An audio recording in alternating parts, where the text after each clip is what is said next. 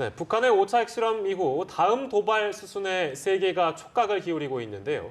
올해 11월 선거를 앞둔 미국 대선 주자들 사이에서도 북핵 이슈는 최대 쟁점으로 부상했습니다. 네, 올 가을 이후 한반도 안보 정세를 오늘 김열수 성신여대 국제정치전공 교수와 전망해 보도록 하겠습니다. 어서 오십시오. 네, 안녕하세요.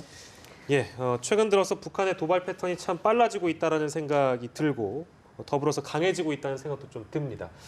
자, 이제 북한의 다음 스텝이라면 우리가 어떤 걸 예상해 볼 수 있을까요, 네, 교수님? 북한의 도발 패턴이 좀 빨라지고 강해진다는 의미는 이제는 이제 핵무기하고 미사일이 거의 이제 완성 단계에 왔다는 것을 의미하는 것이죠. 예. 5차 핵실험을 통해서 북한은 초보적 수준의 핵무기 보유 국가가 된 거고요.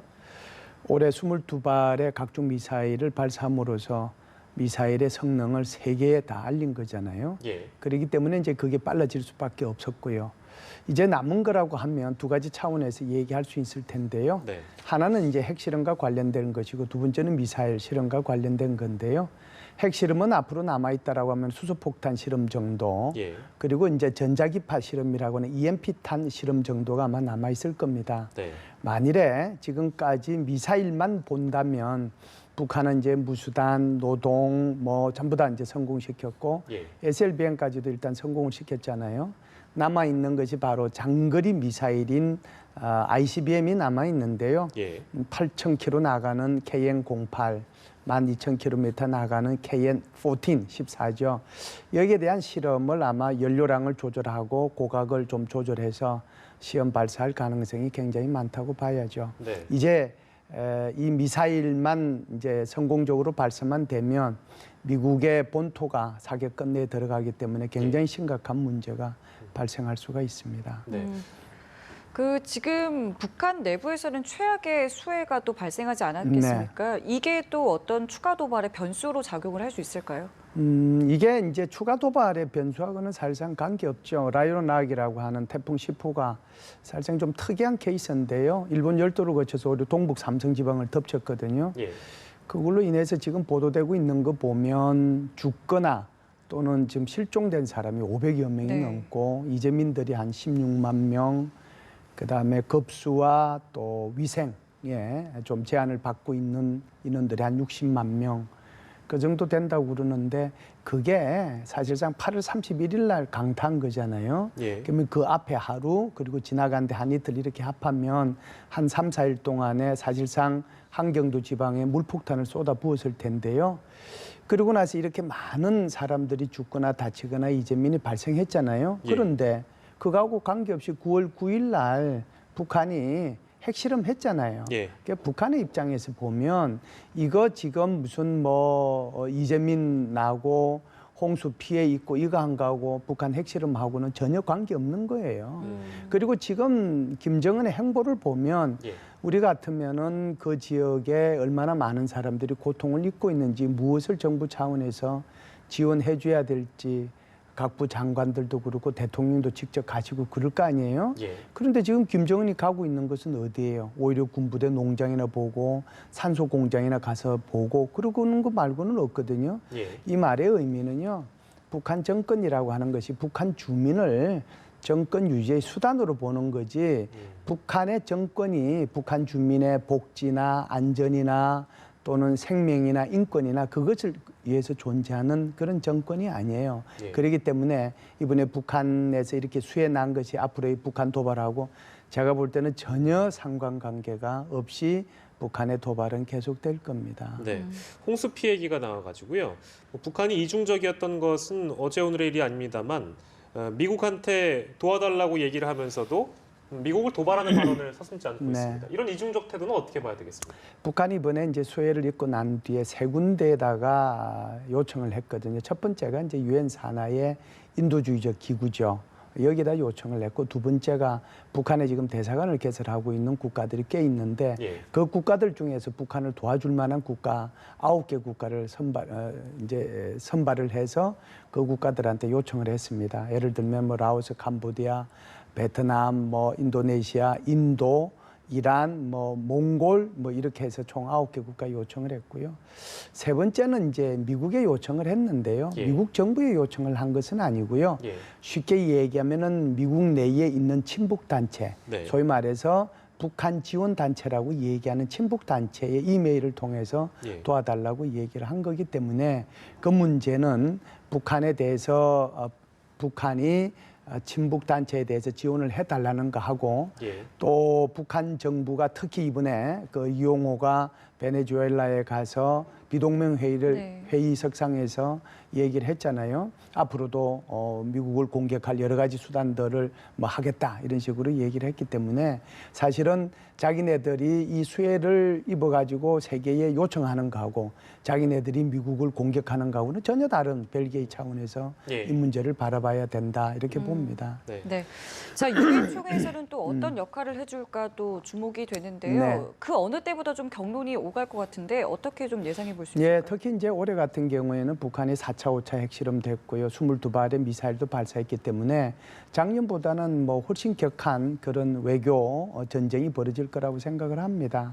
그래서 우리의 이제 윤병석 외무부 장관도 지금 거기 가 있잖아요. 예. 그렇기 때문에 거기 가서 북한의 핵실험을 규탄하고 그리고 이제 전 세계가 북한에 대해서 제재와 강압에 동참해야 된다고 호소할 거고 북한 인권 문제를 본격적으로 그러니까 아주 다차원적으로 북한을 이제 옥죄는 그런 발언을 하게 될 거고요. 예. 여기에 대해서 이제 이용호 외무성 장관도 바로 이런 그 우리 외무부 장관의 발언에 대해서 오히려 한미가 합동훈련을 하고 또 미국이 전략 자산을 또 한반도에 전개를 시키고 예. 또 미국의 적대시 정책 때문에 우리는 어쩔 수 없이 핵무기를 개발할 수밖에 없었다라고 얘기를 할 거고요. 또 그런 차원에서 보면 이 한반도에 또 한국에 사드가 배치되는 것도 반대한다 이런 식으로 아마 얘기를 할 겁니다. 이 얘기는 죄송합니다. 올해 7월 달에 예. 라오스에서 ARF라고 하는 외무부 장관 회의가 네. 있었거든요. 그 회의에서도 이제 이용호 외무부 장관이 똑같이 발언했는데 그때도 국제사회로부터 전혀 주목은 받지 못했죠. 그래서 이번 총회에서도 국제사회에 주목받는 거하고 별개로 예. 자기의 주장은 거기서 할 수 있기 때문에 그 주장을 펼치지 않을까 이런 생각을 합니다. 네. 우리가 유엔 안보리에서 나왔던 북한 관련 제재에 대한 어떤 실효성 이런 의문은 계속해서 제기가 되고 있습니다만 과연 이번에도 더 강한 안보리 제재안이 나올 수 있겠는가? 이 부분이 또 궁금합니다. 어떻게 보십니까? 예, 실효성 문제는 이제 늘 따라다니는 문제라고 볼 수 있는데요. 예. 우리가 이제 중고등학교 다닐 때 사실상 학교 교칙을 어기는 학생들한테 학교가 부여하는 벌칙을 가만히 생각해 보면 처음에는 이제 반성문 써라고 그러잖아요. 예. 그래서 반성문을 써서 잘 이제 그 뒤로는 학교 생활에 잘 순응하면 그걸로 끝날 수 있어요. 그런데 다시 또 학교 교칙을 어기면 정학을 주잖아요. 네. 이제 유기정학을 줘서 며칠 동안 학교를 못 나오게 하거나 아예 그냥 길게 무기정학을 주기도 하잖아요. 예. 마지막으로 할 수 있는 것이 아마 퇴학일 겁니다. 유엔 안전보장이사회라고 하는 것이요. 바로 북한에 대해서 제재를 가하는 것이 처음부터 망치를 내리치듯이 꽉 내리치면 좋은데 그렇게 할 수가 없는 거예요. 마치 학교가 말 잘 듣지 않고 교칙을 어기는 학생들한테 아주 스크루드 드라이버, 그러니까 이 드라이버를 아주 그냥 이렇게 잠그듯이 조금씩 잠그 나가잖아요. 유엔 안전보장이사회가 안보리 결의안을 택하는 것도 조금씩 그 제재를 강화시켜 나가는 거거든요. 예. 그래서 그 제재를 강화시켜 나갈 때 어떤 국가들은 그 제재에 순응해서 국제사회의 일원으로 복귀하기도 하고 지금 북한이 대표적인데 북한은 점점 더 번나가는 학생의 그런 불량 학생의 그 태도를 계속 보여주고 있는 거잖아요. 예. 그렇게 되면 다시 국제사회는 훨씬 더 강한 제재를 할 수밖에 없거든요. 제가 볼 때는 지난번 안보리 결의안 2270에서 빠져 있는 부분이 바로 민생 부분인데요. 예. 그 민생 부분에 대해서 얼마만큼 중국과 러시아가 협조해 줄 것이냐에 따라서 예. 아주 강력한 대북 제재 결의안이 도출될 수 있고요. 예. 또 지금 이제 가장 문제가 되고 있는 것이 바로 북한 근로자들의 해외 송출이잖아요. 그 인원들이 이제 한 5만 명 정도가 될 거고 그것이 이제 김일성의 통치 자금으로 들어가는 것이 한 90%면 예. 꽤 많은 돈이 통치 자금으로 들어가고 그것이 바로 핵미사일 예. 발사하고 직접적으로 연동이 되기 때문에 예. 이 문제를 얼마만큼 이번에 안보리 결의안에서 포함시켜 줄 것이냐 예. 여기에 따라서 이제 달라질 텐데 역시 관건은 네. 중국 그리고 러시아가 될 겁니다. 그래서 한국을 포함해서 미국, 일본 또 유럽 국가들이 얼마만큼 이 두 국가를 설득해내느냐가 안보리 결의안 강도가 아마 결정이 되지 않겠냐 생각을 합니다. 네. 자, 이번 추석 연휴가 이제 지나고 나면은 사드 부지 최종 이제 발표가 남게 되는데요.